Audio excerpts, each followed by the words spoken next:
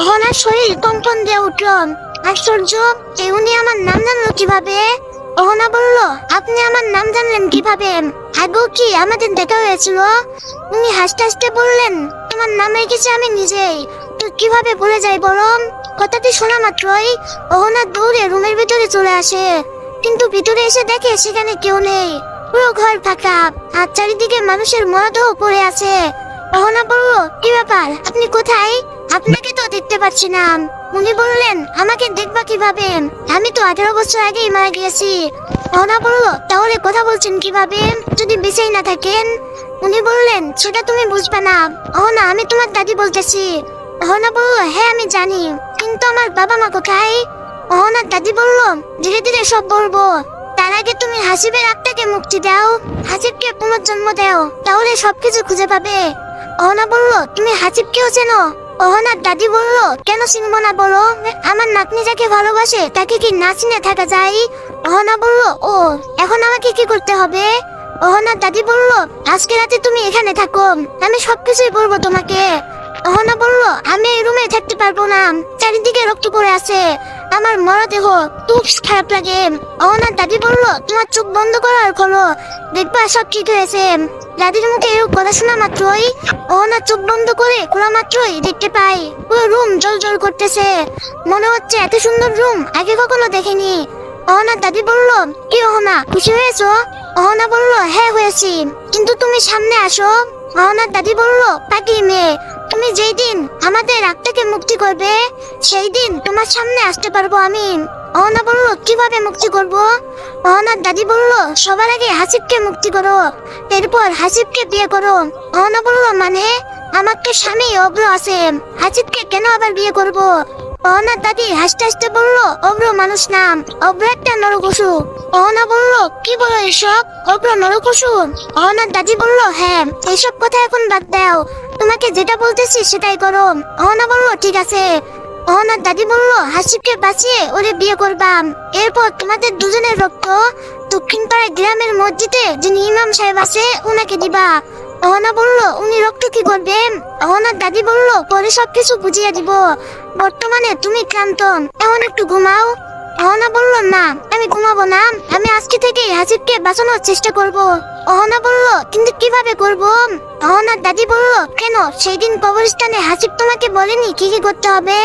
অহনা বলল, হ্যাঁ বলেছে, কিন্তু সঠিক মনে নাই। অহনার দাদি বলল, আমি আবার বলে দিচ্ছি শোনো। 1, তোমাকে 7টি মসজিদের পানি আনতে হবে, রাত 12টার পরে সেই পানি আমার লাশের উপর দিতে হবে। 2, জায়গাতে নদী থেকে তোমাকে একটি মিষ্টি কালারের শাপলা ফুল আনতে হবে, এই ফুলটি কিন্তু অমাবস্যা রাতে একবারই ফোটে। 3, তোমার শাশুড়ির রক্ত লাগবে আমার আত্মাকে জাগিয়ে তুলতে। 4, আমার সেই অখণ্ড মাথাটি আনতে হবে। অহনা বলল, ঠিক আছে দাদি, আমি 7টি মসজিদের পানি আনতে যাচ্ছি, আর কালকে অমাবস্যার রাতে খেয়াঘাট থেকে মিষ্টি কালারের শাপলা ফুল আনবো। অহনার দাদি বলল, ঠিক আছে, তবে মসজিদে প্রবেশ করার সময় অবশ্যই সালাম দিবি, নাহলে অনেক বিপদ হবে তোর।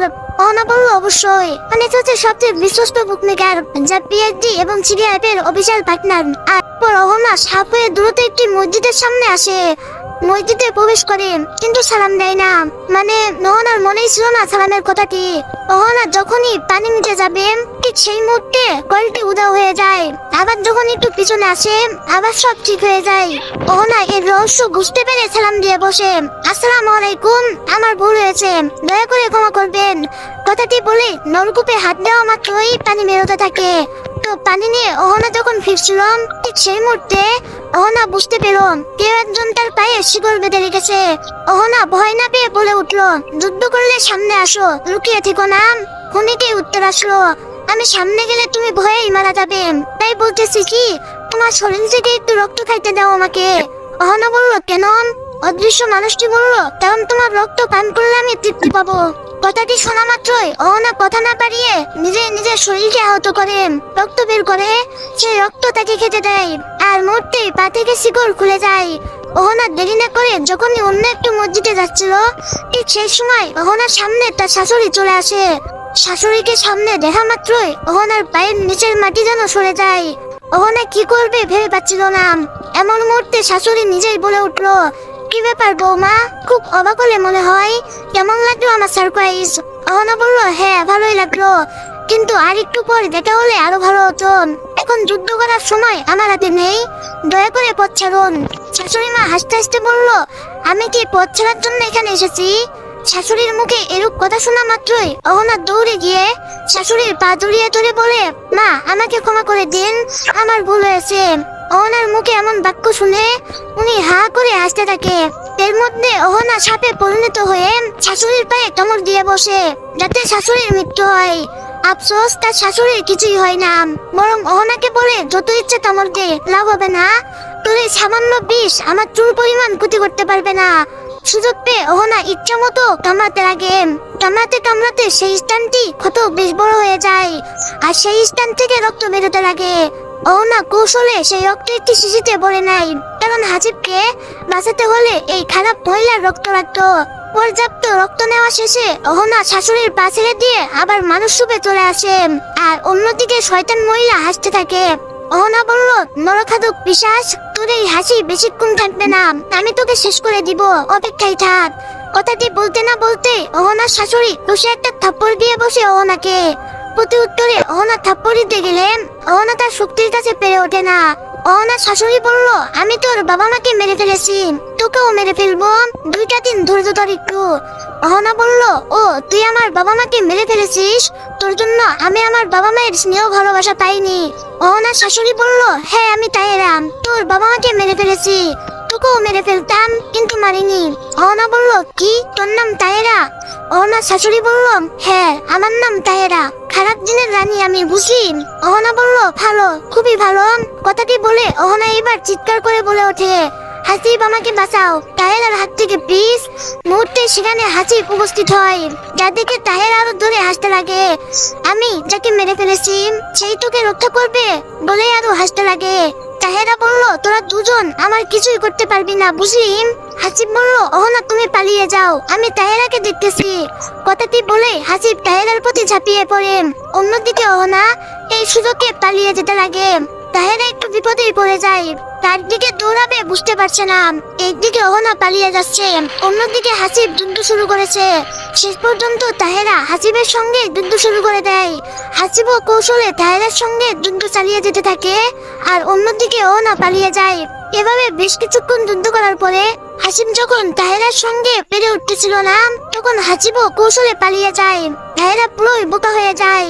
পরবর্তীতে এক এক করে অহনা সবগুলি মসজিদ থেকে পানি সংগ্রহ করে সেই জঙ্গলে ফিরে আসে। জঙ্গলে আসা মাত্রই ওনার দাদি বলে ওঠে, অহনা আজকে হাসিবের জন্য বেঁচে গিয়েছিস, তুই একটু সাবধানে চলাফেরা করবি, তোর সামনে অনেক বিপদ। অহনা বলল, দাদি আমি তো কোনোভাবেই তাহেরার সঙ্গে পেরে উঠতেছি না, ওর শরীরে অনেক শক্তি। অহনার দাদি বলল, হ্যাঁ আমি জানি, আর একটি কথা, ওগুলো ওর নিজের শক্তি না, যত খারাপ জিন আছে সবার শক্তি নিয়ে তাহেরা চলে। অহনা বলল, বুঝতে পেরেছি, এখন কালকে আমাকে কি করতে হবে সেটা বলো। অহনার দাদি বলল, কালকে অমাবস্যার রাত, কালকে তুই খেয়াঘাটের নদী থেকে মিষ্টি কালারের শাপলা ফুলটি নিয়ে আসবি, ওখানে গেলে অনেক বিপদের মুখোমুখি হবি, কিন্তু ভয় পাবি না। অহনা বলল, ঠিক আছে দাদি, তুই চিন্তা করিও না, আমার নিজের জীবনের বিনিময়ে হলেও তোমাদের রক্ষা করব। অহনার দাদি বলল, পাগি মেয়ে কোথাকার, আমরা চাই তুই ভালো থাক। অহনা বলল, আমি সবাইকে নিয়ে ভালো থাকতে চাই। অহনার দাদি বলল, ঠিক আছে। তো পরের দিন অমাবস্যার রাতে অহনা সকল সরঞ্জাম নিয়ে খেয়াঘাটে রাত 12টার পর এসে দেখে একটি নৌকা চালক এখনো নৌকায় বসে আছে, যা দেখে অহনা বেশ আশ্চর্য হয়। এত রাতে ভয়ঙ্কর নদীতে নৌকার মাঝি এখনো আছেন। কাছে গিয়ে অহনা বলে, মাঝি নদীর মাঝে যাবে, অনেক টাকা দিব তোমাকে। মাঝি বলল, হ্যাঁ যাব, নৌকায় উঠে বসুন। অহনা বলল, ভাড়া ঠিক করবেন না? মাঝি বলল, না, আপনি খুশি হয়ে যেটা দিবেন সেটাই নিব, এখন উঠে পড়ুন। অহনা উঠে পড়ল। অহনা বলল, মাঝি চলুন এখন। কথা মতো মাঝিও নৌকা চালাতে লাগলো। প্রায় 10 মিনিট পর হঠাৎ নৌকার মাঝি নৌকা থেকে উধাও হয়ে যায়, অথচ নৌকা ঠিক আগের মতোই চলতেছে। তেমন দৃশ্য দেখে অহনা রীতিমতো অবাক হয়ে যায়, এটা কিভাবে সম্ভব? মাঝি ছাড়া নৌকা চলা? সাহস নিয়ে অহনা বলে ওঠে, মাঝি, ও মাঝি, কোথায় হারাই গেলেন? নাকি নৌকা থেকে পড়ে গেলেন? মাঝির দিক থেকে কোনো আওয়াজ নেই। অহনার কাছে এবার সবকিছু খোলাসা হয়ে গেল। এই মাঝির মধ্যেও নিশ্চয়ই কোনো সমস্যা আছে। নৌকা যখন নিজ গন্তব্যের দিকে যাচ্ছে তাই অহনাও আর মাঝির খোঁজ করে না। এভাবে 20 মিনিট যাওয়ার পর হঠাৎ মাঝির দিক থেকে আওয়াজ আসলো, আপনার গন্তব্যে যাইতে আর সর্বোচ্চ 10 মিনিট লাগবে। এই 10 মিনিটে আমি আপনার সঙ্গ দিতে চাই। অহনা বলল, সঙ্গ দিতে চাই মানে? আর একটু আগে আপনি কোথায় হারিয়ে গিয়েছিলেন? মাঝি বলল, সঙ্গ মানে বুঝো না? আপনার কাছে দিতে চাই, আপনাকে কাছে পেতে চাই। অহনা বলল, বাজে কথা বন্ধ করুন, না হলে। মাঝি বলল, না হলে কি? হ্যাঁ, আমাকে মেরে ফেলবেন? বলেই মাঝি হাসতে লাগলো। ভয়ঙ্কর একটা হাসি দিয়ে মাঝি একটা ভয়ঙ্কর রূপে চলে আসে। রূপটা এমন ছিল, পুরো শরীর পচে যাওয়া, শুধুমাত্র মাথাটি বাদে। এমন রূপ দেখে অহনা ভয় না পেয়ে শান্ত গলায় বলল, এইসব আমি ভয় করি না, এর চেয়ে আমি বেশি ভয়ঙ্কর, বুঝলা? কে শুনে কার কথা? মাঝি অহনার কথাই পাত্তা না দিয়ে অহনার দিকে এগোতে লাগে। অহনা উপায় না পেয়ে সেই ভয়ঙ্কর কুচকুচে সাপ রূপে চলে আসে। যা দেখা মাত্রই মাঝি বলে ওঠে, অগ্নিমাতা আপনি, আমার ভুল হয়েছে, আমাকে ক্ষমা করে দিন, এমন কাজ আর জীবনেও করবো না, কথা দিচ্ছি। মাঝির করুণ অবস্থা দেখে অহনা ক্ষমা করে দেয় আর বলেন, তুমি বাঁচতে চাইলে আমি যা বলছি সেটা করো, অন্যথায় তোমার মাথা কেটে ফেলবো। মাঝি বলল, জি মাতা, আমি সেটাই করতেছি। ওই তো দেখুন মিষ্টি কালার শাপলা ফুলটি। কিন্তু অগ্নিমাতা, এই ফুল নিতে হলে ফুলের চারপাশে যে রাক্ষস বলি রয়েছে তাদের খুশি করতে হবে, অন্যথায় ওরা ফুল দিবে না। অহনা বলল, সমস্যা নেই, তুমি ফুলের কাছে চলো, যা হবে আমি দেখবো। মাঝি অহনার কথা মতন ফুলের কাছে যাওয়া মাত্রই চারিদিকে একটি আগুনের গোলাকার বৃত্ত তৈরি হয়, যা ফুলকে সাপোর্ট দিচ্ছে। এমন দৃশ্য দেখে অহনা বলে ওঠে, আমি অগ্নিমাতা, এই ফুল নিতে এসেছি, দয়া করে কেউ সমস্যা সৃষ্টি করবে না, অন্যথায় সবার বিনাশ করবো আমি। পানির নিচ থেকে আওয়াজ আসলো, তুমি অগ্নিমাতা হও আর যেই হও, এই ফুল আমরা দিব না। এই ফুল বছরে একটিবারই ফোটে, যা সবাই নেওয়ার চেষ্টা করে। অহনা বলল, দয়া করে আমাকে ফুলটি দিন, আমার ভালোবাসাকে বাঁচাতে হবে। আবার পানির নিচ থেকে আওয়াজ আসলো, ভালোবাসাকে বাঁচাতে হবে মানে? এরপর অহনা পুরো কাহিনী বলতে থাকে। এভাবে 30 মিনিট বলার পরে হঠাৎ অহনার মাথা ঘুরে পড়ে যায়। এরপর যখন অহনার জ্ঞান ফিরল, তখন অহনা দেখতে পায় সে নদীর কিনারায় শুয়ে আছে, সঙ্গে মিষ্টি কালার শাপলা ফুলটিও। এর মধ্যে অহনার সঙ্গে কি ঘটে গিয়েছে সবাই পরবর্তীতে জানতে পারবে, এটা বর্তমান সিক্রেট। ফুল পেয়ে অহনা বেশ খুশি, কারণ নিজের ভালোবাসার মানুষকে বাঁচাতে পারবে, তার বুকে মাথা রেখে ঘুমাতে পারবে। এইসব ভাবতে ভাবতে হঠাৎ অহনার মাঝির কথা মনে পড়ে যায়, কিন্তু মাঝিকে কোথাও খুঁজে পায় না। দীর্ঘক্ষণ খোঁজার পরে হঠাৎ মাঝির কণ্ঠ ভেসে আসে, অগ্নিমাতা আমাকে ক্ষমা করবেন, আমি নিজের সম্পূর্ণ কথাটি শেষ হওয়ার আগেই আবার নিশ্চুপ হয়ে যায়। অহনা বুঝতে পারে মাঝির সঙ্গে নিশ্চয়ই খারাপ কিছু ঘটেছে, যার কারণে মাঝি নিখোঁজ। এরপর অহনা দেরি না করে আবার সেই জঙ্গলের দিকে রওনা দেয়, কিন্তু অর্ধেক রাস্তা আসতে না আসতেই আবার তার শাশুড়ির সঙ্গে দেখা হয়ে যায়। এইবার অহনা বেশ ভয় পেয়েছিল, কি করবে ভেবে পাচ্ছে না। অহনার শাশুড়ি বলল, কি গো বৌমা, নিজের স্বামীর থেকে ভালোবাসার মানুষকে বেশি ভালোবাসো? অহনা বলল, আমার কোনো স্বামী নেই। অহনার শাশুড়ি বলল, ওমা, অভ্র তাহলে কে, তোমার দেবর নাকি? অহনা বলল, অভ্র হলো রাক্ষস, ওর কোনো অস্তিত্ব নেই। অহনার শাশুড়ি বলল, তুমি দেখি এখন অনেক কিছুই জানো, নিশ্চয় এইসব তোমার দাদির আত্মা বলেছে। অহনা বলল, হ্যাঁ বলেছে, কোনো সমস্যা আপনার? অহনার শাশুড়ি বলল, আমি তাহেরার কোনো সমস্যা নাই, আমি শুধুমাত্র মিষ্টি কালার শাপলা ফুলটি চাই এবং তোর প্রাণ। অহনা বলল, মানে? তাহেরা বলল, মানেটা অনেক সোজা, তোর প্রাণ নিতে চাই, সঙ্গে শাপলা ফুলটাও। অহনা বলল, আমি বেঁচে থাকতে কখনোই ফুল তোর হাতে দিব না, আর একটা কথা মাথায় রাখ, তোর মৃত্যু আমার হাতেই আছে। তাহেরা হাসতে হাসতে বললাম, তুই বেঁচে থাকলে তো ফুলটা রক্ষা করবি, তুই তো বেঁচেই থাকবি না। কথাটি বলে তাহেরা অহনাকে কষে একটা থাপ্পড় দেয়। থাপ্পড়ের ওজন এতটাই ছিল যে অহনা বিষাদ দূরে গিয়ে ছুটে পড়ে। থাপ্পড় খেয়ে অহনা ভাবতে থাকে, তাহেরার শরীরে এত শক্তি, একটি থাপ্পড় খেয়ে মনে হচ্ছে মারা যাব। মনে শক্তি এবং সাহস নিয়ে আবার অহনা উঠে দাঁড়ায়। তাহেরা, তুই কি ভেবেছিস তোর এই সামান্য থাপ্পড়ে আমি মারা যাব? কখনোই না, আমি হচ্ছে অগ্নিমাতা, বুঝলি? অহনার শাশুড়ি তাহেরা বলল, তোর মতো কত অগ্নিমাতাকে মেরে ফেললাম, আর সামান্য তুই, তোকে মারতে আমার একটু সময় লাগবে না, কিন্তু আমি তোকে কষ্ট দিয়ে মারবো। অহনা বলল, চেষ্টা করেই দেখ। বলেই অহনা ছাপরূপে এসে তাহেরাকে আহত করার চেষ্টা করে, কিন্তু কোনোভাবেই তাহেরার সঙ্গে পেরে ওঠে না, বরং তাহেরাই অহনাকে এতটাই মেরেছে যে অহনা আর উঠে দাঁড়াতে পারছে না। অহনা বাঁচার জন্য হাসিবের আত্মাকেও ডাকে, কিন্তু হাসিবের আত্মাও আর সেখানে আসে না। নিরুপায় হয়ে অহনা মৃত্যুকে গ্রহণ করে।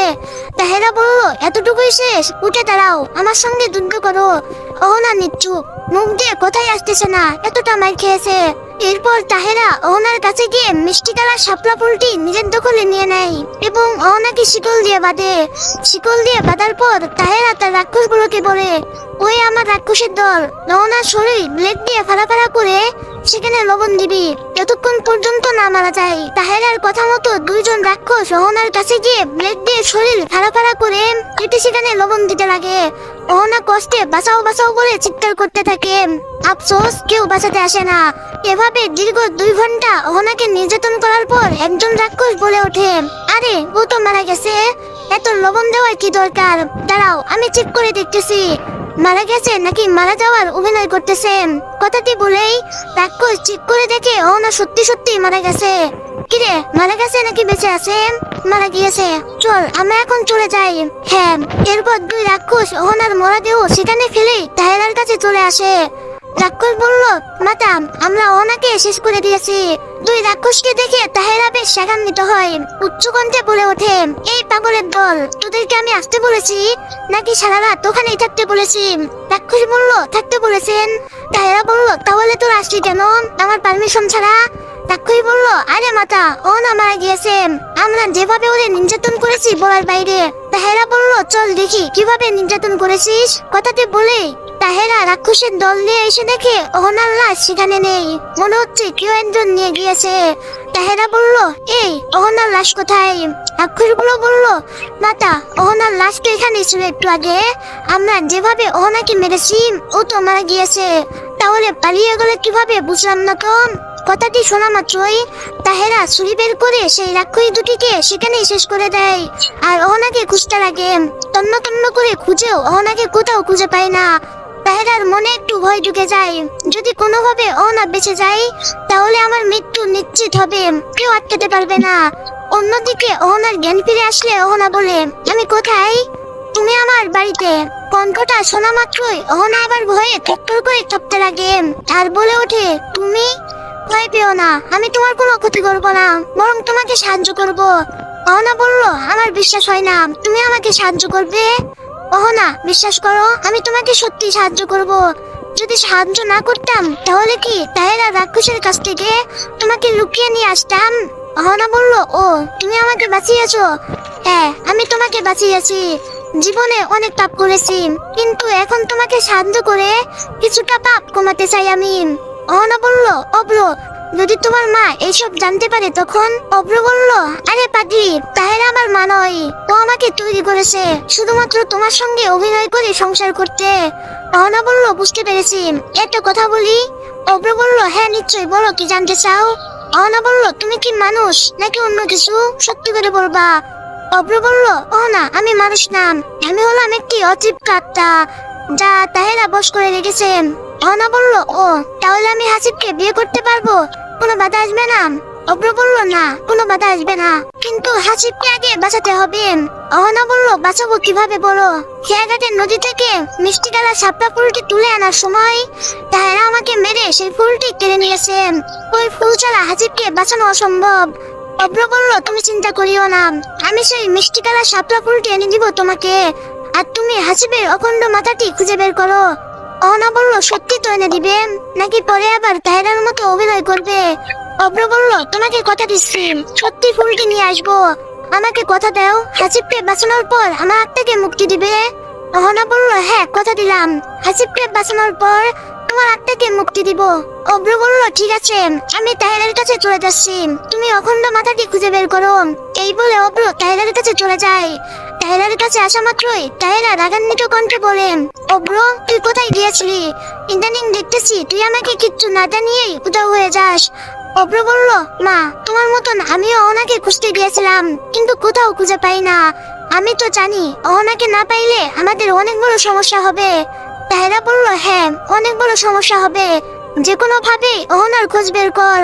অব্র বলল, ঠিক আছে মা, তুমি চিন্তা করিও না, অহনাকে খুঁজে বের করবোই আমি, একটু ধৈর্য ধরো তুমি। তাহেরা বলল, হ্যাঁ তোর প্রতি আমার বিশ্বাস আছে, এজন্যই তো তোকে আমি এতটা ভালোবাসি। অব্র শোন, আমার আলমারিতে সেই খেয়াঘাটের মিষ্টি কালার শাপলা ফুলটি রাখা আছে, একটু পরে ফুলটিতে পানি দিস, নাহলে আবার ফুলটি শুকিয়ে গেলে সমস্যা আছে। আমি এইদিকে অহনাকে খুঁজতে বের হলাম। কথাটি শোনা মাত্রই অব্র খুশিতে আত্মহারা হয়, কারণ কারণ অব্র তো এটাই চাচ্ছিল। তাহেরা বলল, কি হলো, নিচ্ছুক হলি কেন? অব্র বলল, আরে নিচ্ছুক কোথায় হলাম, মনোযোগ দিয়ে তোমার কথাগুলো শুনতেছিলাম। তুমি চিন্তা করিও না, আমি সময় মতন ফুলে পানি দিব, তুমি অহনাকে খুঁজতে দাও।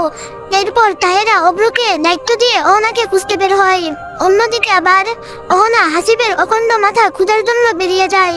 গন্তব্য স্থানে এসে যখন মাথাটি খুঁজতেছিল, এমন মুহূর্তে একটি আওয়াজ ভেসে আসে, অহনা, এই অহনা, তুমি কি হাসিবের অখণ্ড মাথা খুঁজতে এসেছো?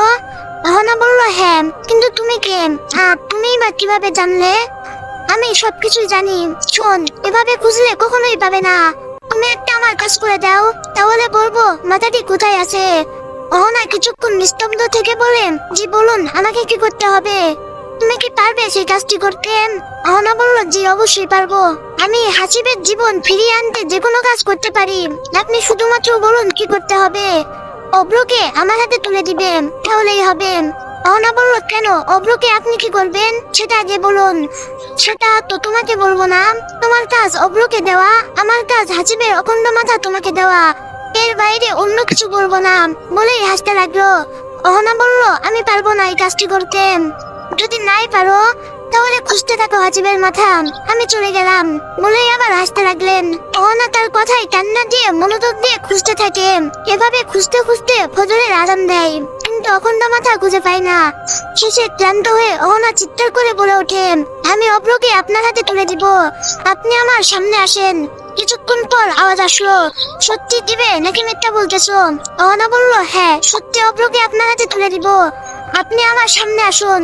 আমি সামনে যাব না, আমাকে দেখলে অনেক ভয় পাবে তুমি। অহনা বলল, সমস্যা নেই, সামনে আসুন। কথাটি শেষ হতে না হতেই লোকটি সামনে চলে আসে।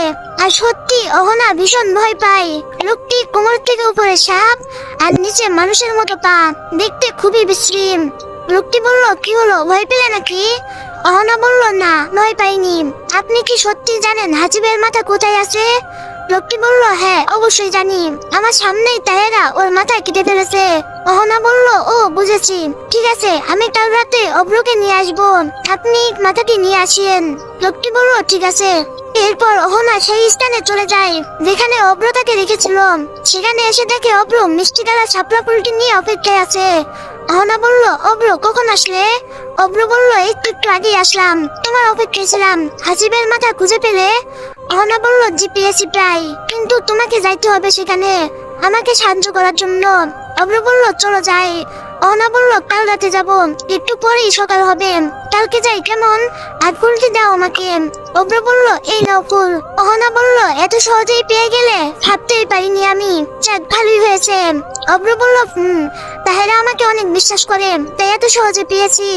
অহনা বলল, অব্র, তুমি বর্তমানে আমার সঙ্গেই থাকো কাল রাত পর্যন্ত, না হলে তাহেরা তোমাকেও শেষ করে দিবে। অব্র বলল, এইটা ঠিক বলছো। এরপর অহনা এবং অব্র একসঙ্গে সারাদিন কাটানোর পরে রাত নেমে আসলে সেই স্থানে চলে যায় যেখানে হাসিবের অখণ্ড মাথা রয়েছে। সেই স্থানে এসে অব্র বলে ওঠে, কোথায় হাসিবের মাথা, বলো, আমি বের করতেছি। অহনা বলল, একটু ধৈর্য ধরো, এত তাড়াহুড়ো কিসের? কথাটি বলেই অহনা বলে ওঠে, আমি অব্রকে নিয়ে এসেছি, তুমি হাসিবের মাথা নিয়ে আসো। মুহূর্তে সেই লোকটি হাসিবের মাথাটি নিয়ে এসে অহনাকে দিয়ে দেয় এবং অব্রকে জাদুর মাধ্যমে বন্ধ করে ফেলে। অব্র বলে ওঠে, অহনা, কি হচ্ছে এসব, উনি আমাকে বন্ধ করলো কেন? অহনা বলল, আমি জানি না। অব্র বলল, বুঝেছি, তুমি এর সঙ্গে হাত মিলিয়েছো, আমাকে শেষ করতে চাচ্ছ, সমস্যা নাই, তবে তুমি তাহেরার থেকে সাবধানে থাকিও।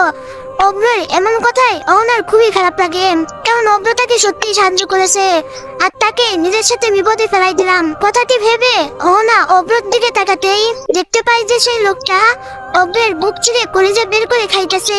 অহনা যেন বিশ্বাসই করতে পারছে না। অহনা কান্না করতে লাগলো আর নিজেকে দোষী ভাবতে লাগলো। এভাবে বেশ কিছুক্ষণ যাওয়ার পরে অহনা অখণ্ড মাথা নিয়ে সেই কবরস্থানে যেতে লাগলো। পরবর্তী পার্ট দেখতে চাইলে চ্যানেলটি সাবস্ক্রাইব করে আমাদের সাথেই থাকুন, তাহলে আমরা ভিডিও আপলোডের সাথে সাথে আপনাদের কাছে নোটিফিকেশন চলে যাবে।